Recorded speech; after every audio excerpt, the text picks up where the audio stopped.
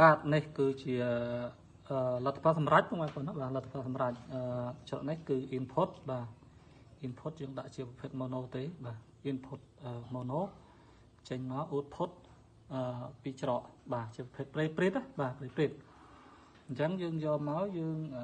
ព្រិតជាមួយនឹងបត240បាទហើយយើងដាក់តាខាងបូកដូចគ្នាទេបាទ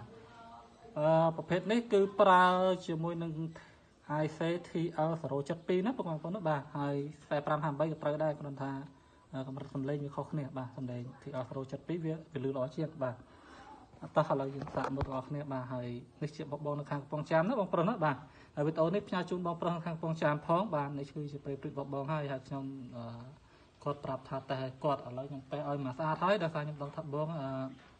ជាអ្នកប្រើប្រាស់ធម្មតាមិនមែនជាជាងទេអញ្ចឹងក៏តខ្សែឲ្យមកកាផ្លេអញ្ចឹងតែម្ដងបងប្អូនណាបាទខ្សែចេញខ្សែចូលខ្សែចរន្ត3ច្រកគឺតឲ្យរួចរាល់ហើយបាទតឥឡូវយើងតេស្តទាំងអស់គ្នាបងប្អូនបាទ